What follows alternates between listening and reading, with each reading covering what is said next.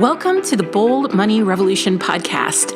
This is your source for straight talking, no fluff, business and high performance conversations that add real depth and value to the way bold leaders live, work, and thrive. I'm your host, Tara Newman. I'm here to show you how to optimize your performance as a leader so that you can grow a business that is profit-rich, efficient, and allows you to generate real, tangible wealth for yourself and others. We are here to help you lead with your values, to perform without overwhelm and burnout, and to do your most important work in the world. Hey, everyone. Welcome to the Bold Money Revolution podcast. I'm your host, Tara Newman, and I am here today with a guest. As you know, I have been doing some partner podcasting where I'm inviting guests on either from my team or contractors that I work with or people in my community to help hold space and have money conversations. One, because I haven't been feeling great and it's easier on my energy to share a conversation, but also because I think that other people, I like to get outside of my lens of money. And, I like to not guess on what's an important conversation that we need to have. And so sometimes when I have other people on and we have these conversations, it really broadens the discussion outside of just my frame of perspective. So today we have with us Leslie Lyons. Leslie is here. Leslie is a member of the Bold Profit Academy, but she is a new member. So what I want to be very intentional about here is anything that we discuss around Leslie's success today is not a reflection of her time in the Bold Profit Academy because she just started. This is her success. All right. And I really, it's important for me that women own their success. And it's important for me that I don't put my hands on people's success. And when they're in my programs, we partner for that. But what I want to be clear about is she's new and we haven't even really gotten stuck into partnering yet. So Leslie, welcome. Tell us a little bit about yourself. Yeah, Tara, thank you so much. While I might be new to the Bold Profit Academy, I am not new to your work. I have been following you for years, and I am absolutely excited to be sitting here with you today. So thank you for having me, and thank you for helping me coach me through my shit, man, because I'm going through some stuff. So my name is Leslie D. Lyons, and I actually used to own, I have to get used to saying this, 2 brick and mortar pole and central movement studios here in Chicago. I just recently sold one, like literally ink just dried last week. Because she's a freaking badass. That's why. Thank you for that. Grew and sold a business for money. I did. An asset. I did. And that's how I spent the majority of the last 15 years. About 4 years ago, I moved into the coaching mentoring space and I help women specifically around sales confidence and also other central movement studio owners. I help them on the business side as well. But I help any woman who is struggling with standing in the power of her voice and her authority around selling, because that's the engine to your sales. One of the things I always say is you don't need more sales strategy. You need more sales confidence. So that's who I am. That's who I am. And one of the things that you had said to me that I was like, nailed it. Yes. You said you work with women who are sometimes told that they're aggressive. Yes, very aggressive. So I'm an Enneagram 8. So if there are people out there who are like Enneagram nerds, you'll know this. If not, I am just very high strung. Intense is the word that I like to use for myself. A high D on the disc profile, perhaps. I am. Definitely. And other people might use the B word, just depends on how they see you. But I deal with women who are very intense. I'm very sure-footed typically, but are often finding themselves in conversations, even like before we started recording, Tara was kind of correcting me because it's a default pattern of feeling like you're too much. Like people have told you that your energy is a bit much to deal with. And really, you're just passionate. And, intensity in women is not often celebrated. It's not. And I want to also say, I wasn't correcting you. I am calling you up to your highest level of leadership because you belong there. Thank you. That's so kind. I need that. So thank you. We all need that. Yes, yes, yes, yes, yes. So yeah, that's who I really find gets the most out of working with me Mm-hmm. is, especially on the leadership side of things, Mm-hmm. is are women who Yeah. fall into that intense, driven, kind of see people as disposable, kind of see business as a means to an end, kind of things that kind of really self-sabotage us. Yeah. We need perspective shifts. And the irony, I don't know if this is irony. I think it is. I always get that one mixed up. But I think the irony is that these women are, often protecting themselves from something, right? And that's the behavior that they use to protect themselves. That's so true. That's so true. And a lot of the stuff that we're protecting ourselves from got us to where we are. So I often think about those defense mechanisms, those, shadow, depending upon what world you come from. Those are the things that kept you alive. Those are the things that kept you safe. And your body is still functioning. Your sympathetic nervous system is still so activated. It's never calmed down. You've never gotten off of that place of, I have to defend myself, even though your life is radically different. Mm-hmm. So the thing that is now hindering you once protected you. And so I'm very sensitive to that. Yeah, I love that. This is like such important work right now, especially just as we're all being called up to, right? Just, waking up around different aspects of ourselves and humanity and politics and climate and geopolitical and money. And it's all tied together. It is. It is. It is. And for women, especially women identifying folk, it's even more nuanced for us. Mm-hmm. Mm-hmm. It's like, what do you say? What are you allowed to say? Mm-hmm. There's real consequences for women like us, Tara. Yeah. Well, there always has been. That's the point. Right. Yeah. And also, I think we're at a time where women are waking up to the fact that they don't have to be like men. Right. So some of that like aggression and high D assertiveness, I think came from us believing that in order to, get ahead, to prosper financially, to be promoted, that we had to do it like the boys did it. And I know for me, that had been a huge part of my journey over the last 8 years, from leaving a corporate job to starting my own business, is realizing that I don't have to work like a man. That's right. I could do it my way. It could be genderless, right? Like it doesn't even have to have a gender. It could be fluid. It doesn't have to be so binary. Yeah. And men are binary just by nature. They put things in boxes a lot easier than we do. So when I say binary, I'm not talking about gender. I'm talking about thinking. Yeah, black or white, this or that. It's this way. They're designed that way. It's like they can do something. It's why they could fight each other in the office and like literally be at each other's throat. And then 15 minutes be like, so did you want mayo on your sandwich or no? Because that was an incident that happened in that moment and they're able to move on. Yeah, I think it's been interesting unpacking, this type of conditioning, because they've been conditioned just as much as we have. That's right. That's right.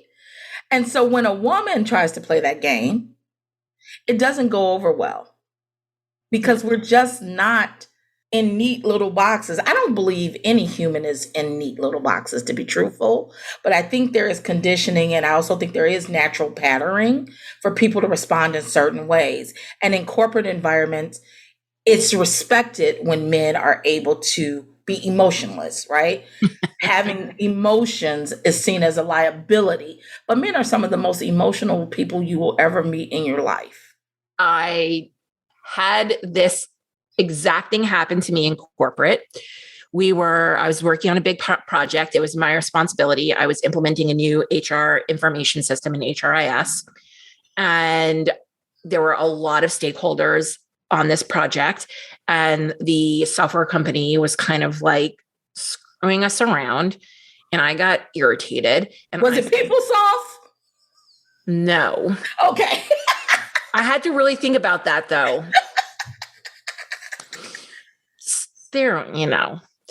So they're all the same.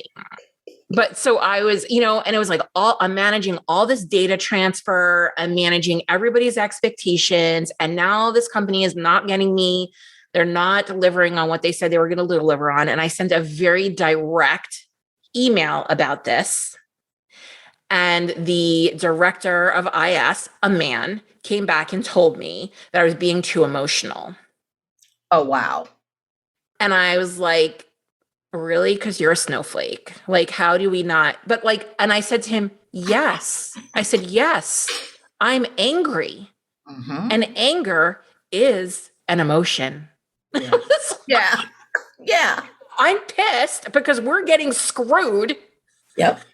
And anger is an emotion. Thank you.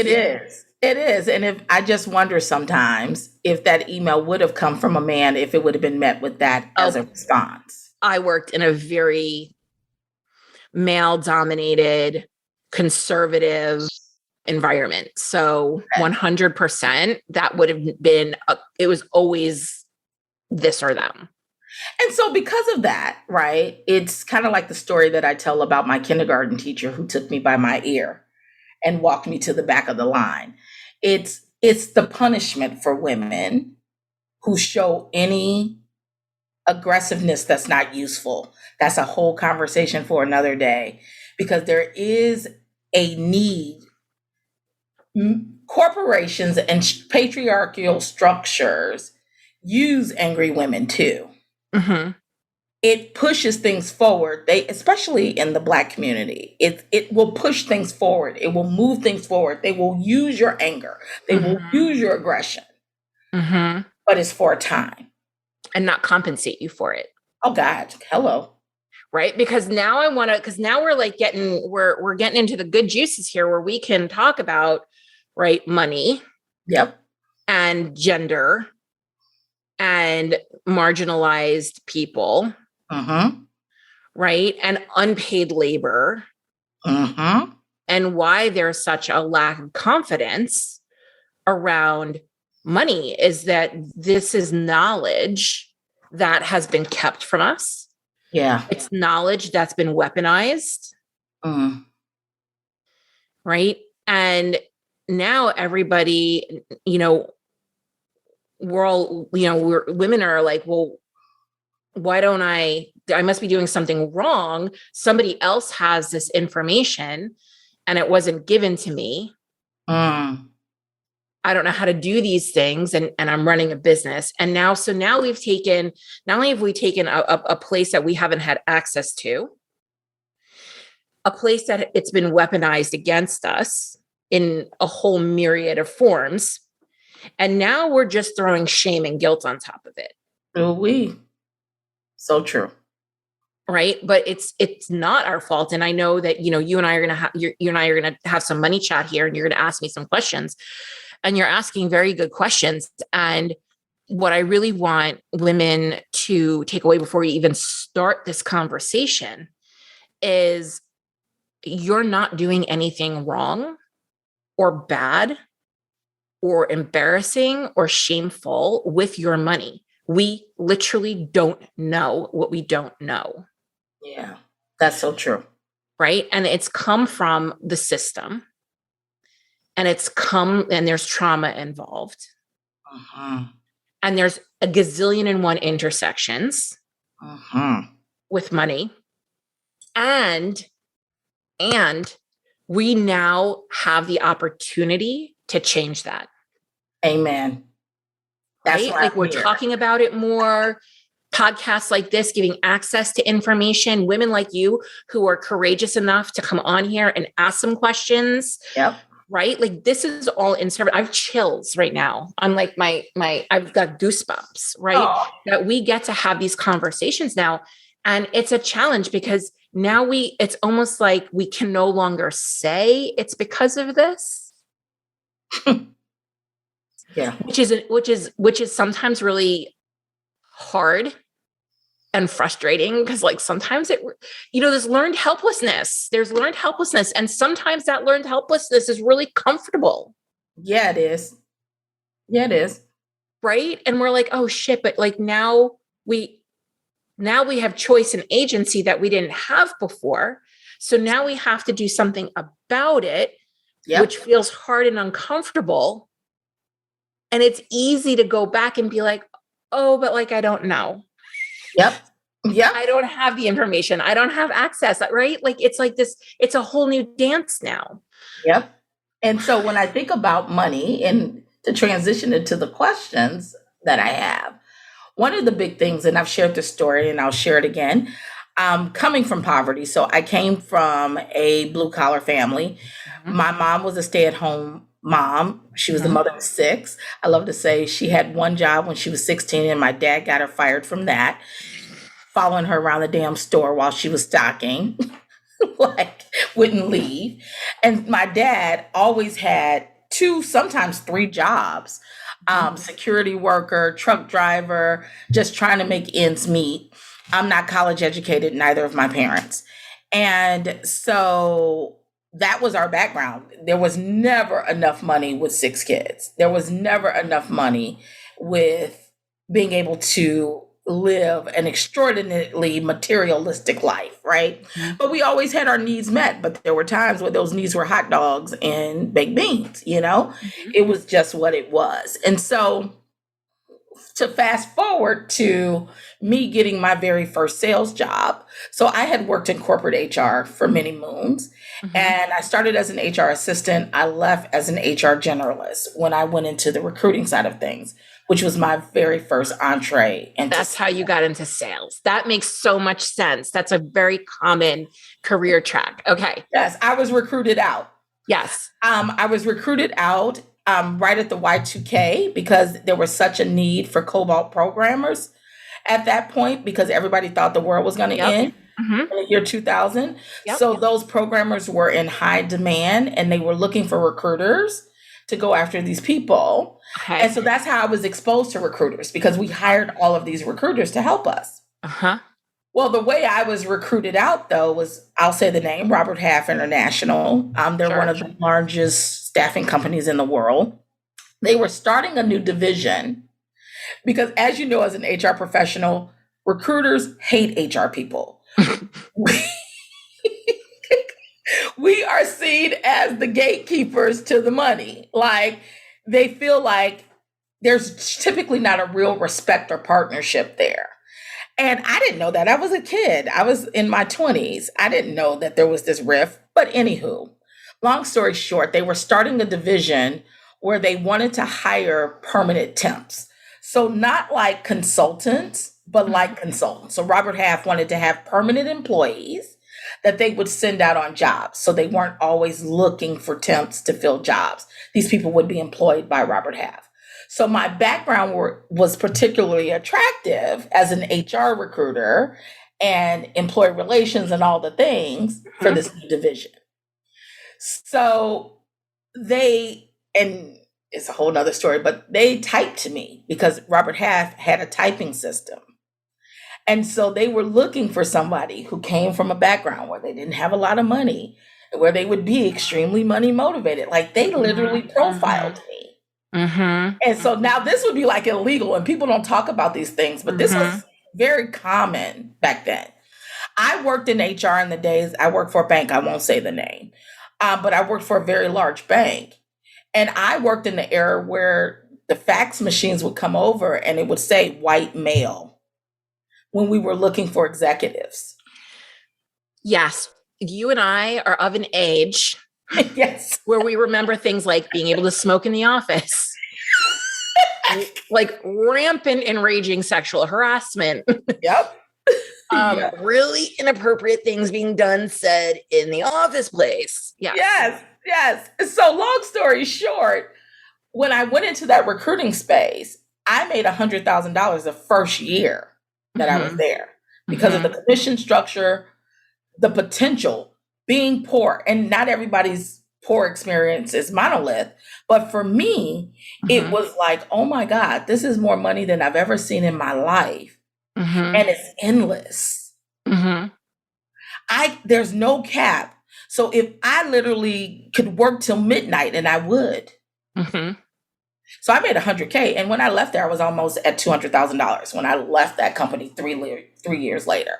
So as a sales rep, I was killing it, but I was also killing myself. In the year 2000. So like, I just like need everybody to hear like how much money that was, because today that would be a lot of money.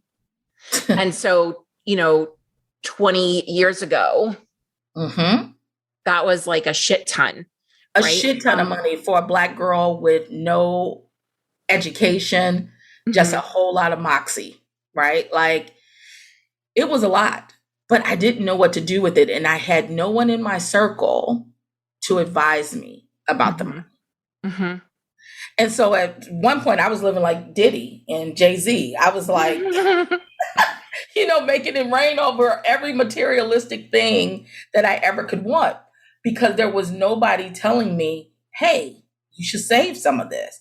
Hey, you should invest some of this. Hey, there's a thing called taxes. Hey, there's other things you should be doing with your money.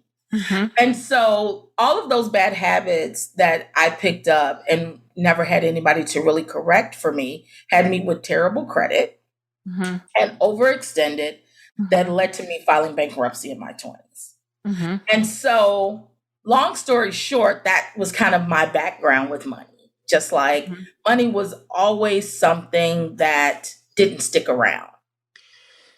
Thank you so much for sharing your story, because I think it's so important. And, we had a call yesterday in the Bold Profit Academy, and we were talking about, money stories. And I think it's so important to talk about them, to share them, to look at them from different angles.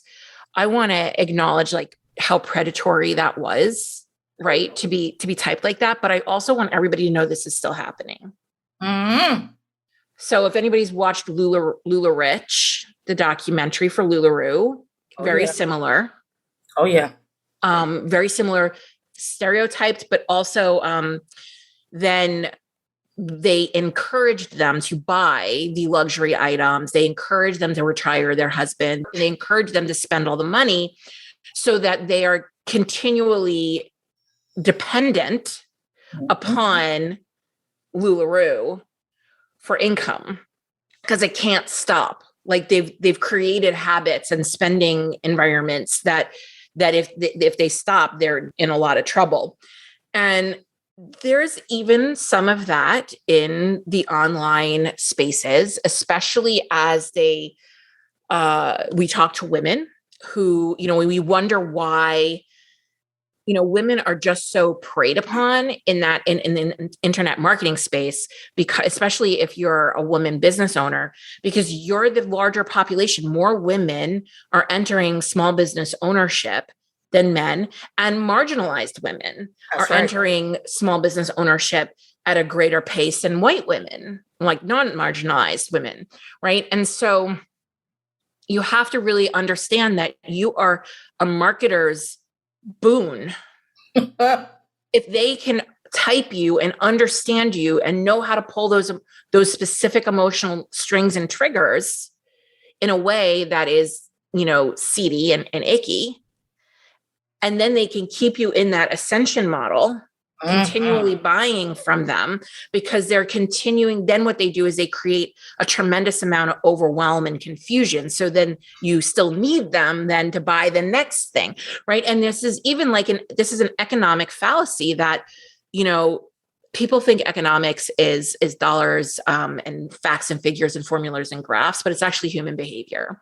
And so there's a fallacy in economics where that speaks about like that there's the right way, that there's the one man who has the secret. Right. And that this is scarcity. This is scarce. This one person has this knowledge that you need to have. Right.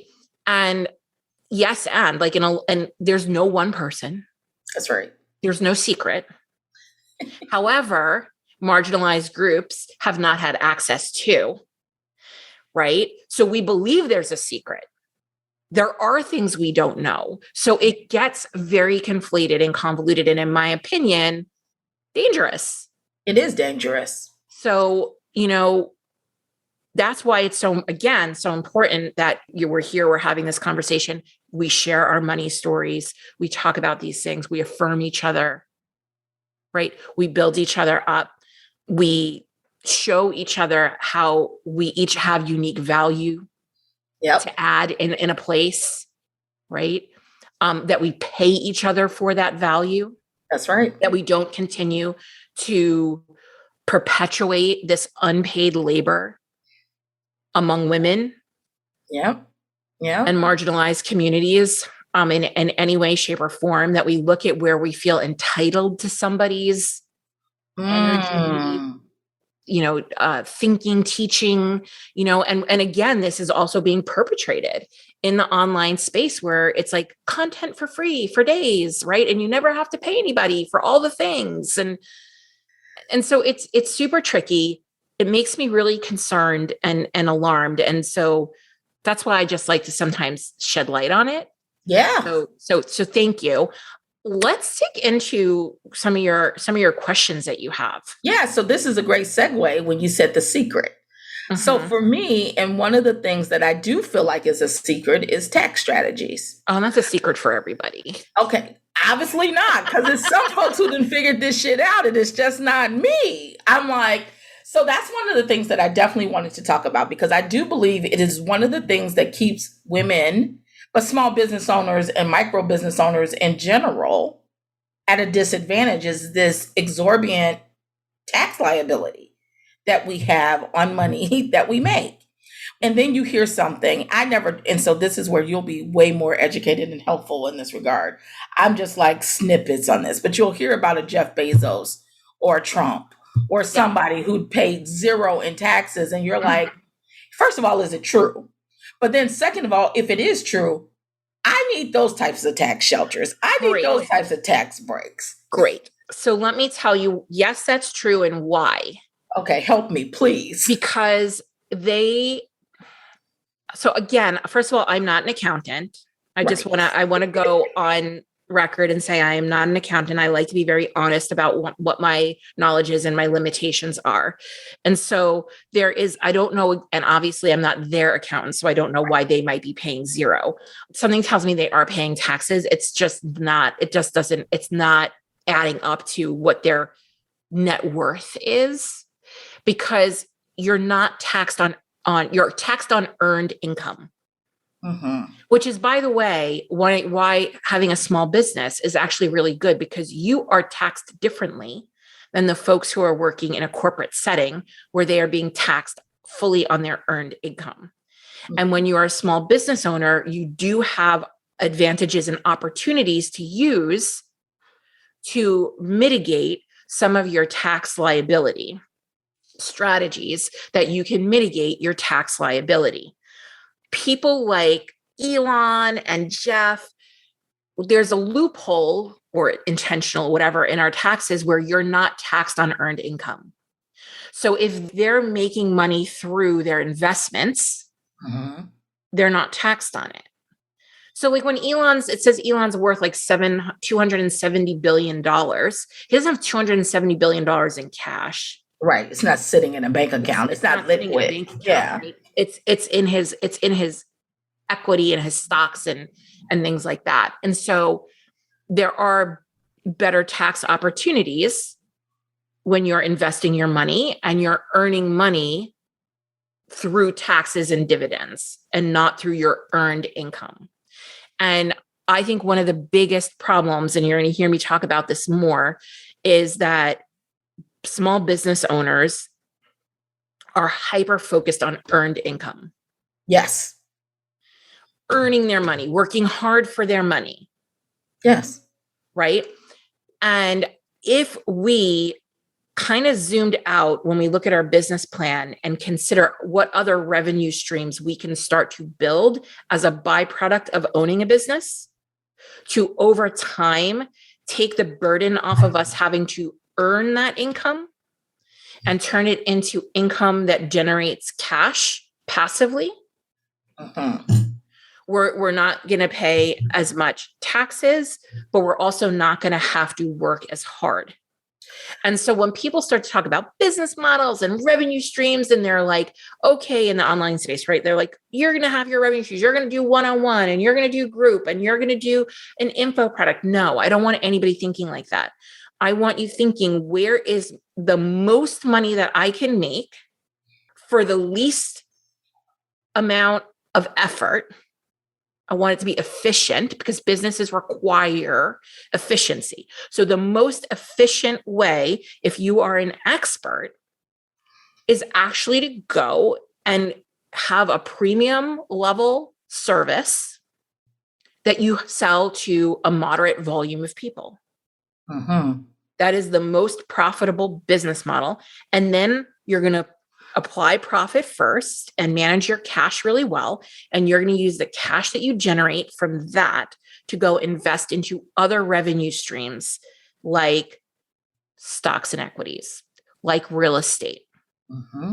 like dividends, Mm-hmm. like, like I'm really into laundromats right now. I'm looking for a laundromat because they're really good for like absentee owners. Mm-hmm. Mm-hmm. Right. And so like, where can you be putting your money that it starts to work for you so that you're not working for it? And obviously we want to do that because that feels good. Right. But also there is a benefit when it's not earned income. That makes a lot of sense. It's interesting you say this because the business broker who helped me sell my business, he has a coaching program as well. And I was telling him this tax thing is really weighing me down. And he talked about how back in the day, and I'm not going to get this right, so this is not verbatim, but the gist of it is what he shared with me. He said back in the day, so many moons ago, probably about 20 years ago, there was something with reservations. So Native Americans and their reservations and losses that they were taking on something that our government has set up as a form of reparations, as a way to pay them back. But it didn't work for them. And so they were losing money off of the thing that was supposed to help them. Mm-hmm. So our government went back to them and said, okay, you're losing money. We're going to allow you guys to sell these losses to corporations who need these losses. They literally his company and his friends were literally going and buying these losses from these Native Americans' reservations to mitigate tax shit. Mm-hmm. That is not a conversation that is happening in the average Black community. We wouldn't even be aware that this was even, and I'm not saying if it's exploitative, I'm not even going into that, but it was legal, is my point. Yeah, we're not having a lot of these conversations in any community below a certain level, right? Like these are the secrets of like maybe the really wealthy. And because people also don't understand them. No, it's complex, right? And I think we're calling attention to the few people who leverage these. And it makes it seem like everybody's leveraging these. But the reality is it's a very, that ultra wealthy population, right, is the ones who are really making use of this. But most business owners have no idea what to do with their taxes and have no idea what he said to me, which I think is super key. And it was absolutely, and this guy is a white Jewish guy. Mm-hmm. He's your people, Tara. White Jewish woman. And so he actually said though, and he's also Christian though. And so we're united in that way. And so he probably had a conversation with me that he may not have felt as comfortable having a conversation with someone else. I want to say that. But he said to me, he said, what I've observed about Black people and money, he was like, and in terms of knowledge sharing, he's like, because this is what you're saying, there's a knowledge gap. He's like, and I've seen it. And he was like, because you guys don't have country clubs. And when you first hear that, that's like, what are you talking about? I can afford a country club. but you don't see us in those spaces. And he was like, what you don't understand about country club environment, which he grew up in, he was like, is you show your worth to the group by the knowledge that you bring to the conversation. He was like, so they outdo each other trying to go up the pecking order with how I can save you the most money. Who's found this new shelter? He's like, that's how you get your worth and your standing, your social standing within this elite kind of group, if you will. Is by finding new like tactics and techniques to shelter money. Right. Interesting. Okay. Right. I have not participated in country clubs either, so this is not for me. He was like, but this is kind of like a pissing contest is what I would say. He didn't use that language, but it's what I would say. It's a bunch of guys standing around seeing who can piss the furthest. And so in order for you to get another notch, you got to bring some valuable information. He's like, and this is all they sit around and talk about is that. And he was like, and in your community, where are the spaces? And this was his question, was like, where are the spaces where people are competing off of who's the most knowledgeable? Right. There's definitely like a huge, there's in lots of communities, some more than others. There's a huge issue around access to information. That's it. Yeah. He's like, so you, and I felt particularly challenged and feel that burden. And I believe you feel that burden. That's why you have this podcast and we're having this conversation. Yep. Is we've got to create our own version of a country club, for lack of a better term. Yeah. Where we aren't doing it for bragging rights, but we're doing it for actually to lift each other up. Yeah. So first of all, I also want to say that there are a lot of people that do things that are not legal. And there are a lot of people who do things with their taxes that very much skirt what is legal and what is not legal. So like when we hear these stories, I also want people to be like, but are they on the up and up? I don't want you to immediately think because they're wealthy, they're doing something nefarious. That's not what I'm saying. Right. But we do have a lot of information now that people are not always on the up and up with their businesses, right? Like we've got Travis Kalanick from Uber. We've got Elizabeth Holmes from Theranos. We've got Adam Newman from WeWork. We've got, I mean, like I can keep going, right? We've got like the Lula Rich people, like people, Donald Trump, right? Like in some way or another, there are people out there that really grift off of and take advantage of a system. However, there are legal ways, legal strategies that we can use. And I always want to preface that by saying legal. Right. As business and owners. This was legal. That was the thing. This was legal. Yeah. How ethical? That's a conversation for another day, but it was legal. Yes. So, you know, we want to take, well, that's the other piece of this too. Like, you know, your values come into this picture as well. So, you know, there are a lot of strategies. And so I just want to go back to the earned income versus not earned income. So for example, if I have money in my brokerage account and obviously the market's not doing well right now, so I have losses, not gains. But if I were to then like this year, the market was up 10% and I had made $20,000 and I'm keeping that in my brokerage account, I have made $20,000 that is not being taxed.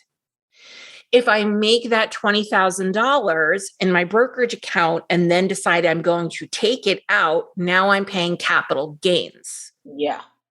Right? So now I'm going to be taxed. And there are some strategies around that as well, just to like legal strategies around that as well, in terms of like taking money out of brokerage accounts and things like that, that are honestly way the hell above my pay grade, but they exist. Right. That's all I want to say is that they exist. So how to find the best tax strategies. All right. And I want to talk about that because interestingly enough, Leslie, you might not realize this, and I want to share this with the world. It would not be sexy for me to be like, join the Bold Profit Academy and pay all your back taxes back. right? That's like unsexy marketing. But the reality is a lot of people join the Bold Profit Academy. They implement profit first. And the first thing they do when they implement profit first and get that cash flow going is pay back the taxes that they may owe. Okay. Yeah. So first and foremost, it is normal and okay if you owe taxes. When somebody's like, oh my gosh, I have this like big tax bill. I'm like, that's the best bill you can have because and I can't pay it. I'm like, fantastic, right? Because the IRS will very happily give you a little bit of a payment plan to pay it back over time so you do not crush your cash flow. I don't want anybody to feel like if they are being faced with a tax bill that they have to drain some kind of savings account or take money out of a retirement account to pay that back. You don't, the IRS will give you a payment plan. It's a fairly low interest rate. They just want their money because there's shit tons of people who don't actually pay that stuff back, right? And all they want to know is that you're going to pay them back over time. Okay, that's good to know. And people freak out because we have been conditioned to pay our taxes, to pay our debts on society, right? In a way that is actually not healthy, that like sacrifices us. Like, okay, could you have maybe known better, or like, all right, maybe you shouldn't have like run up the debt on the credit card or whatever, but like, you did, and it's okay. Like, this is not the Dave Ramsey school of for God's sakes. And I know a lot of people have like this panic and this fear and this debilitation around debt. And I will tell you, the only reason why I am so calm about this is when our first business went out of business and we declared bankruptcy, we used to get a lot of notices. Time to pay your mortgage that you haven't paid in like 3 months, right? Like, we're coming for you. We're going to foreclose, or like the IRS notices. And you know what? It's all fine. It's fine. Like, they send really scary things to be scary, to be intentionally scary. But there are folks who end up in jail about taxes for real. Look at Wesley Snipes. He went to jail. Right, because he didn't pay his taxes. That's not what any of you are doing. You're like, oh crap, like I didn't think this through, or I made more money than I thought I was going to make, and now I owe some money. And hey, Mr. IRS person or Mrs. IRS person, I'm so sorry that we had this blip, and I'm going to pay it back. So like, can we work something out? That is very different than intentionally defrauding the government or deciding that like, hey, I owe the money, but piss off. Like, none of you are doing this. This is what like really like, I said this yesterday on that Bold Profit Academy call. I'm like, listen, I'm going to sit here and believe in you, believe in your capability, believe in your wisdom, and trust that you make solid and good decisions around your money. That's where I default to, because y'all aren't defaulting there. You all think you're going to be Wesley Snipes, right? Over like a $10,000 tax bill that you're like freaking out about paying back. Like, you're all fine. Yeah. But they have to send the scary notices for the people like Wesley, who doesn't care. He rips them up anyway. So like, the whole system is dumb, right? Like, people who are going to defraud the government and not pay their taxes don't care how many messages or nasty letters they get. And all that does is like create anxiety fuel for the rest of you who made an honest miscalculation and are happily going to, pay those taxes back over time when your funds are available to you without putting your families or your businesses in jeopardy. So I have a question about that. So I shared this with you offline yesterday. So I literally just got my taxes back from a new CPA, and it's 19 grand is the tax bill. And I told her, I'm like, don't you file that shit. No, don't. Right. Okay. I'm like, hang tight. See, because I need a second opinion at this point. Good. I was like, yes, don't file it. But what I do need you to do is file an extension for me. Correct. And so that I can get a second opinion to see if we can get this down so I don't have to come out of 20 grand. Beautiful. You just did So, everything correctly. yay me for that. But let's say it comes out and I owe 19 grand. I thought there were things in place like, number one, if you owe money, you can't file an extension. That's the first thing I thought I've heard before.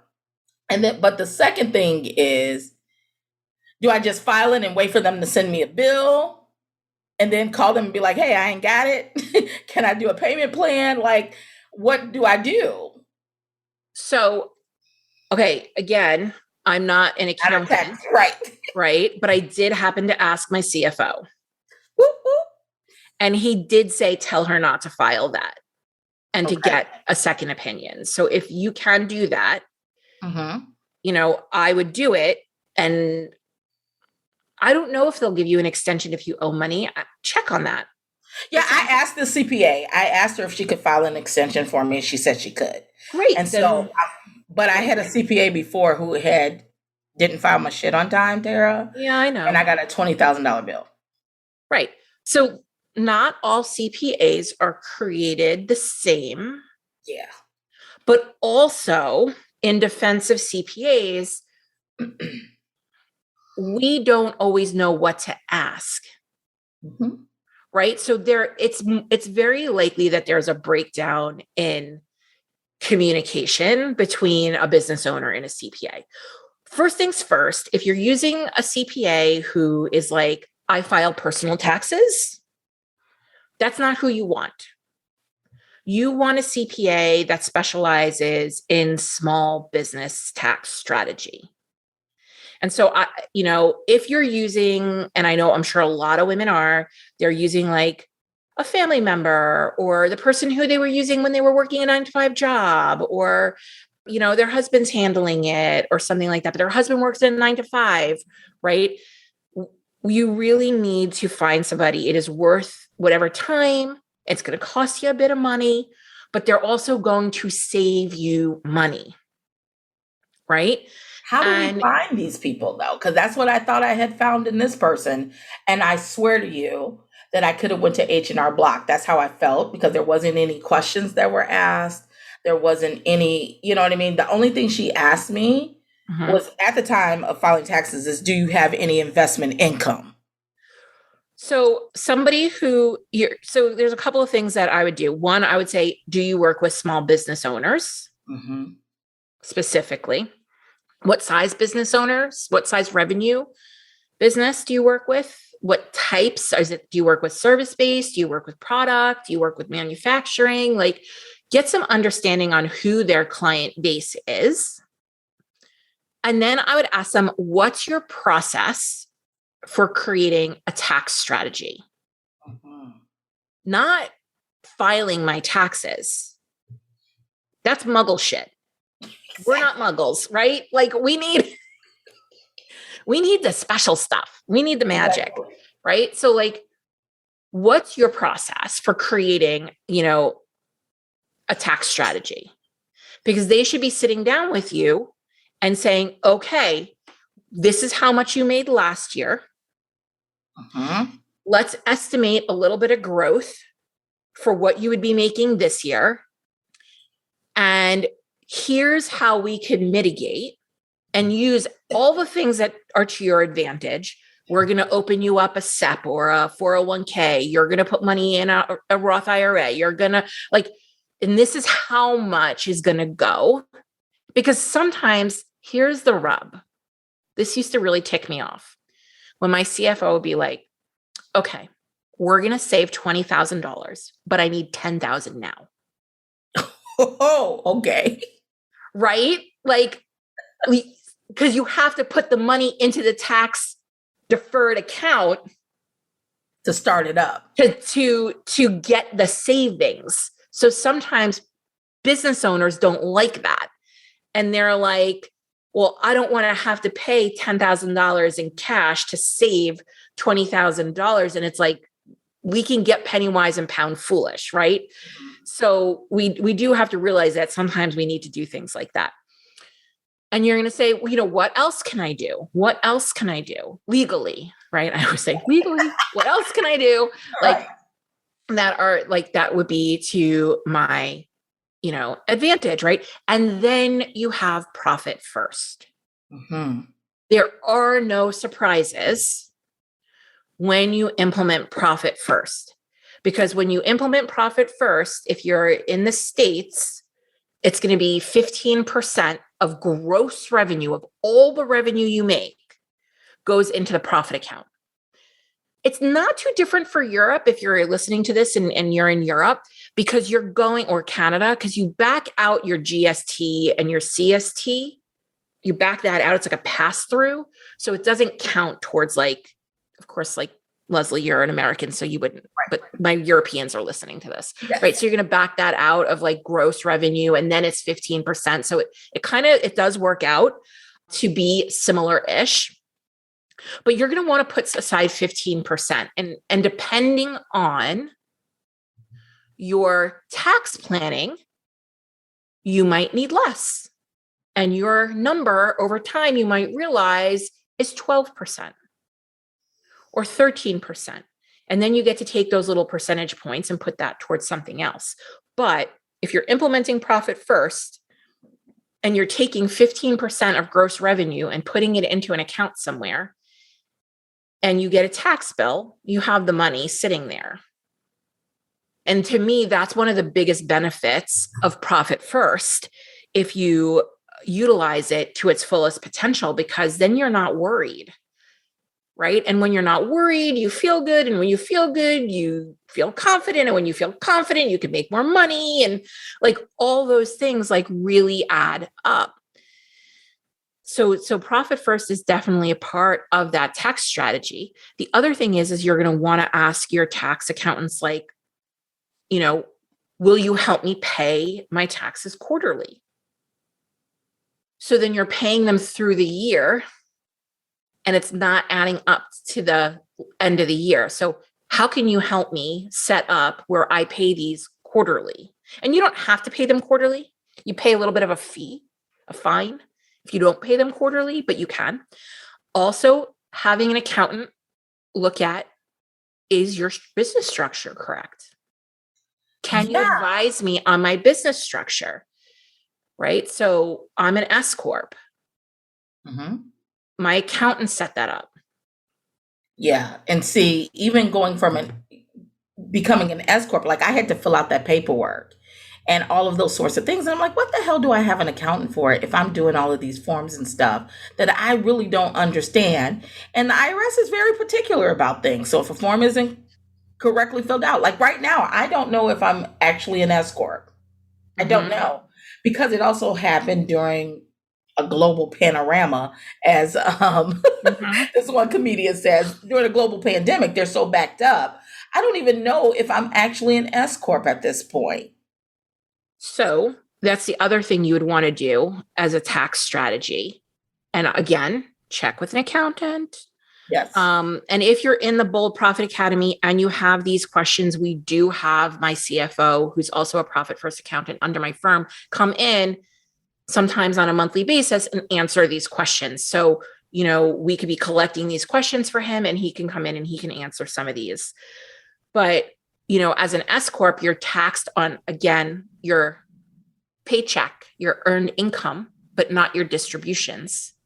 So your small business tax accountant, CPA, would want to help you decide how much are you taking in a paycheck versus how much are you taking in a distribution to offset some taxes. Got it. So there's a number of things that are available. And so these are questions that you can be asking this accountant. And you can project, a good CPA, good business CPA could project. And if you listen to them, I don't ever owe money. I come out, it's a wash, and you want to come out as a wash. You don't even want to be in a place where you're getting money back, because that's money that you can be using in your business to make investments and not having the IRS holding that you're not earning any interest or growth on. So you always do want to get to that point The IRS is not a savings account, is basically what I'm saying. They're like a really crappy savings account, and they were super backed up this year. Mm-hmm. And so people who were even owed money didn't get money back, but you bet you they want their money on time. Absolutely. Right? Like, system is not always built for us. Absolutely. So we want to make sure that, and I want you to tell your CPAs, I want to be, at zero. I don't want to owe money come the end of the year. I want to make sure we're managing this in a way where they're not holding my money and I don't owe them money. Right. And like a couple $100, couple $1,000, we're not concerned about, but like, you pretty much want to come out as even as possible. So how do I do that is the question for the accountant. Awesome. You're going to want somebody to talk to you more than once a year at tax time. And that's how I felt. I felt like this was just somebody who was a tax preparer, not someone who's a strategist. Correct. My thing is like, where do I go find this strategist? Because this can't happen next year, And it's going to cost you a little more, that's fine. But it's also going to save you a bunch. Yeah. I'm like, I'm willing to pay if it's going to save me a bunch. That's nuts. Right. So thank you for that. I guess the last thing, because I know we've been talking forever, is I do use Profit First, but I did not get it set up through you. I went through another person. And so every week, though, I get from my bookkeeper, and those numbers aren't adding up. I literally pulled it up while I was talking to you just to say this. For profit, she has 2% going to profit. Owner comp, 34%. Tax, 4%. And OPEX, 60%. Okay. I wonder where those numbers came from. I'm going to make a stab at what happened. Okay. I'm going to take a stab at what happened. So when we look at our numbers for Profit First, and, whether it's me that's doing it based on how I've been trained by Profit First, or we're guiding you through doing that in the Bold Profit Academy, the first thing you're going to do is understand what your current situation is, your current allocation percentages, what is currently happening. If you're not putting any profit away, your profit's 0%, right? If you're not putting any tax away, it's 0%. If you've got a lot of money going out to expenses, which is normal, which usually happens as people find Profit First, is their money is all going out to expenses and they're keeping very little of it. So those would be your current allocation percentages. And then what we do is we put you on a plan. And the plan is somewhere between 12 to 18 months, depending on what the difference is between where you are and what those Profit First numbers are. So those Profit First numbers, 15% for taxes, is what they call a target allocation percentage, a TAP. And that is based on fiscally elite businesses that are running like, well-oiled machines. Yes, well-oiled machines, right? And sometimes we can get a business there immediately. So typically a service-based business that doesn't have a lot of overhead and there's a lot of discretionary spending going on. A business where maybe the business owner has a lot of fear around money and they've just been kind of like hoarding it all up in an account and they're not spending it, which is not good either, right? We can get them to those target allocation percentages pretty quickly. But if you're a brick and mortar, if you are, someone who has a lot of expenses and overhead, who has maybe a lot of employees, who whatever, right? Like those numbers are going to look drastically different. Like my husband's numbers in Profit First for a manufacturing company, nowhere near where my numbers are as a service-based business, running out of my house. Very, very different. So what you would need to do then is look at where you can be cutting expenses and taking that money and reallocating it to profit and taxes. But if you're not saving the 15%, you're going to fall short on the taxes. Well, yeah, because it's only taking 4% is what's going into that account right now. Right. So you have 4%. right? So, and you're not going to do it immediately because you don't want to screw up the business. You don't want to be like, all of a sudden you've cut things and you actually need them. And it's not always about cutting things. It could be about renegotiating a contract. It could be looking at maybe an employee that is underperforming and you're tolerating performance, but you're paying them because they're always the loudest ones that want the most money sometimes. Like, HR stuff, right? And so like, you might need to swap out an employee, or you might need to wait for something to be paid off that you have, but that over time, each quarter, you're adjusting by like a hair, like a percentage point to 5 percentage points, depending on how much leeway you have there. Right. Mm-hmm. Mm-hmm. Okay. And so right out of the gates, they will tell you they want 1 to 2% going in your profit account, because that's the whole purpose of Profit First. Right. So there's that. And then, you want to start to get that factored in, because depending on what that looks like, and again, I don't have this information for you in front of me, but I can give you an example. You might not necessarily need to be going out and making more money. You just need to be using the money you're making differently. And so when my husband took over his company, they were not profitable and they were bleeding out. And any revenue that he piled on top of that was going to keep going out. He wasn't set up to be profitable yet. So we actually scaled his business back. Okay, so that helps me. So there's target percentages. Right. And she was basically baby stepping me there because of the large expenses I had as a brick and mortar business. Yes. So if you didn't continue on with that plan, well, it ended. It was kind of right. So you need to keep. So right. So we need to keep adjusting you if possible. So I need to go back and ask for an adjustment. So what you need to do is go through the Profit First stuff in the Bold Profit Academy. Right. And we're going to help you do that. Okay. All right. Because, like I said, with my husband's business, we had to scale him back.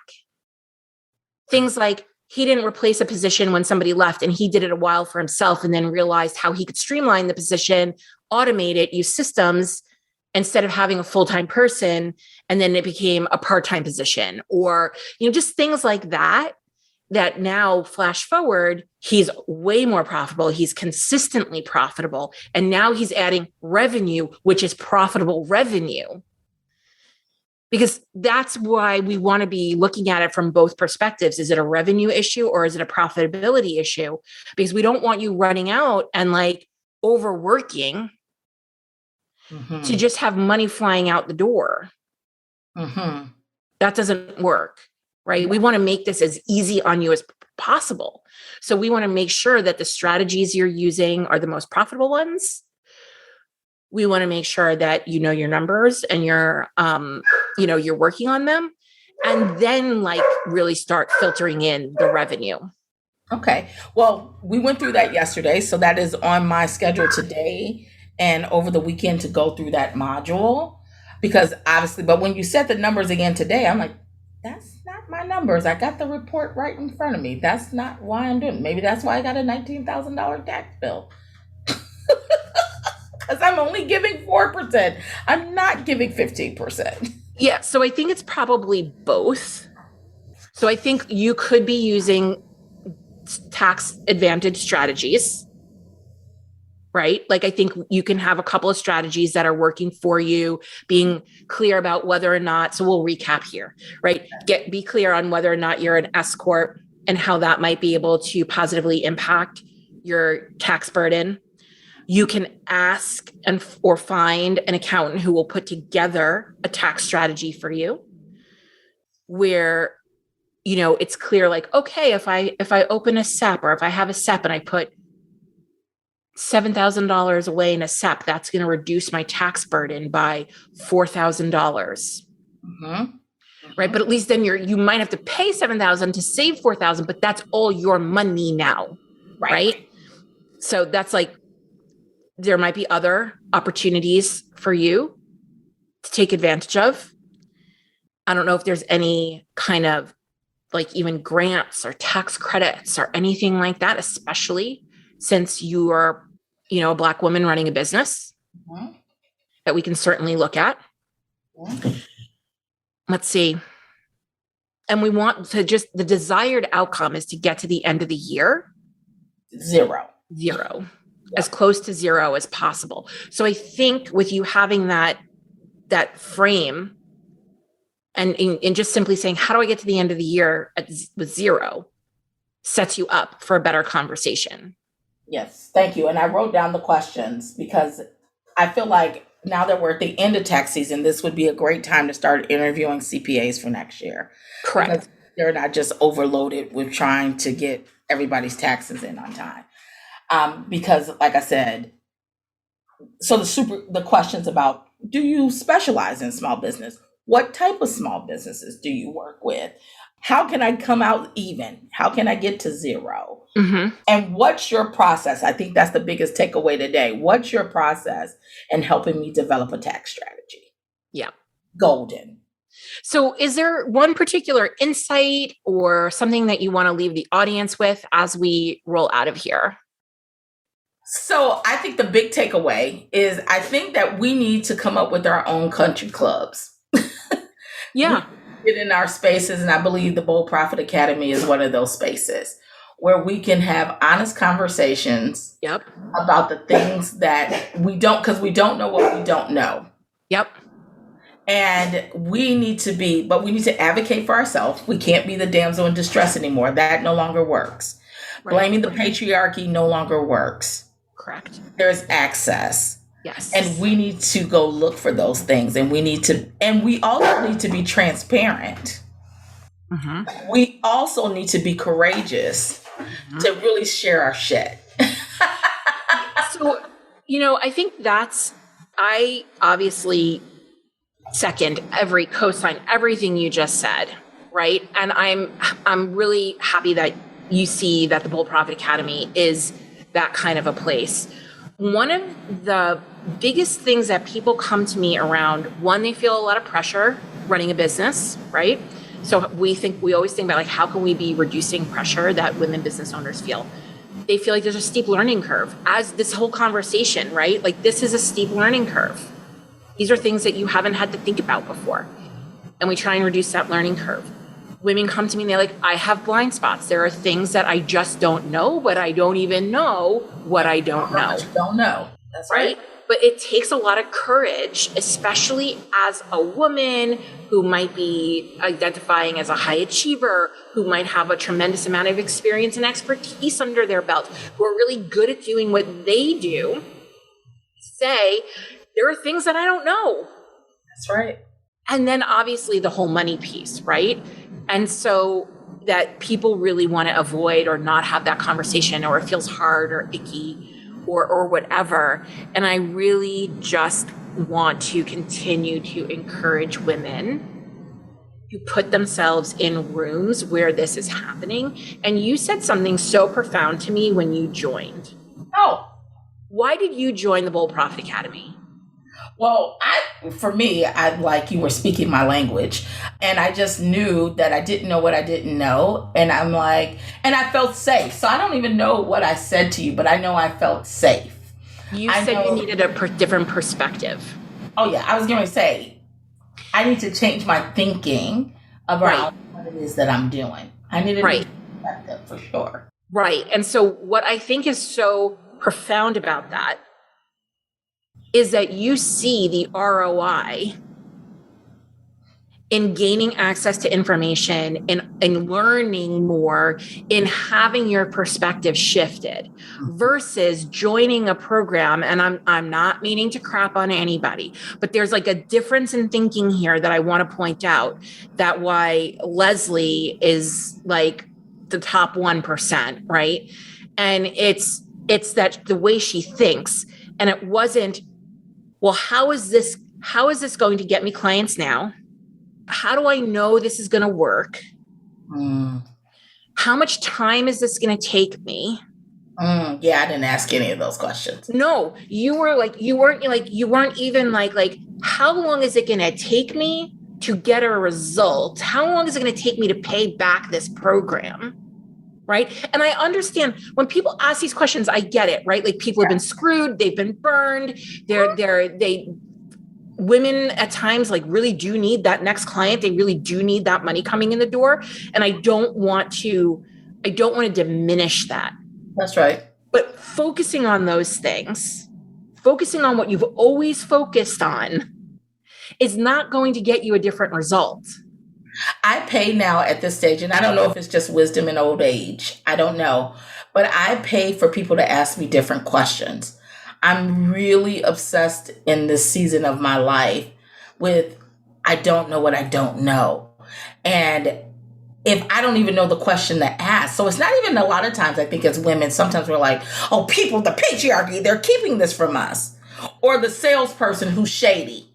Yeah, who it's yes and. Things, right? It's not just exclusively those things. Sometimes people just don't know that you don't know.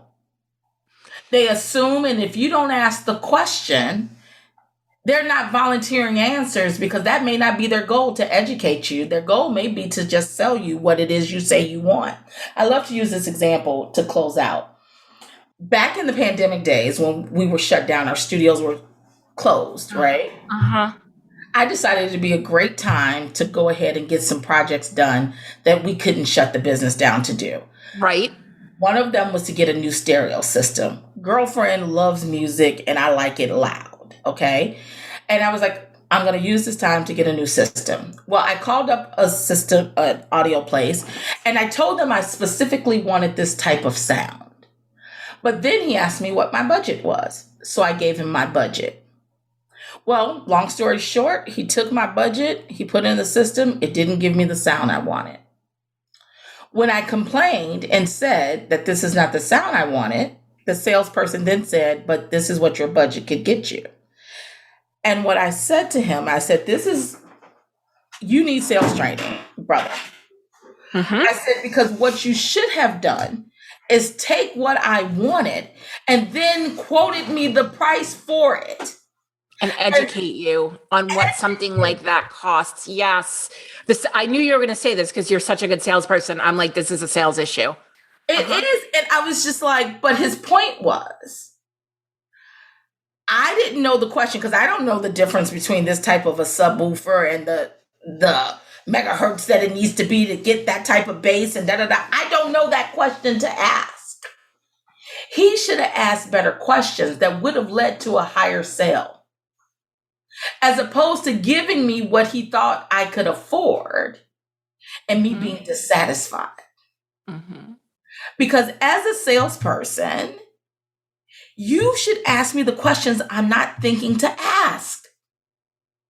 This to me is basic sales. And so when I talk about sales strategies and those sorts of things, it is about, are you changing your customer's perspective? Are you the expert? Because if you're the expert, you should be bringing up things. And there's many times just off of your free content.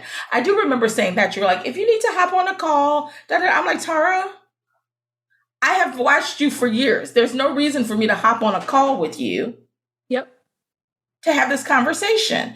You have changed my perspective and given me insight on things from your free just rants. And I can tell by your energy sometimes that it's a rant. And I'm like, I'm being blessed by her rants. Imagine when I get in a room and we talk strategy. What would it do? So I'm at this season in life, and I really want to encourage women as we close to be like, what don't I know? And who can I trust? That I feel safe, that I feel courageous, that I won't be made to feel stupid. Like, I never feel stupid, but I do feel like, well, damn, I didn't know that, but now I know. Yeah. So Leslie just gifted you all, just put this on repeat, right? She just gifted you with how to be a successful business owner and thrive and make money and be consistent and all of those things. If you can just listen to what she said, because I've been saying, and I know sometimes everybody needs to hear from somebody else, and like, right? Like, and we need multiple perspectives. So just put Leslie's perspective on repeat. And if you're someone who's like, I need to work with that woman, right? Because she's on fire and she's amazing. Leslie, where can they find you? Absolutely. So I'm on, my website is lesliedlyons.com. My LinkedIn is the same. Leslie. Awesome. And we'll put that in the show notes. Thanks for coming on and for being so gracious with your time and your wisdom. Yes, absolutely. Thank you. If you found this podcast valuable, help us develop more bold leaders in the world by sharing this episode with your friends, colleagues, and other bold leaders. Also, if you haven't done so already, please leave a review. I consider reviews like podcast currency, and it's the one thing you can do to help us out here at the Bold Leadership Revolution HQ. We would be so grateful for it. Special thanks goes to Stacey Harris from Uncommonly More, who is the producer and editor of this podcast. Go check them out for all your digital marketing and content creation needs. Be sure to tune into the next episode to help you embrace your ambition and leave the grind behind.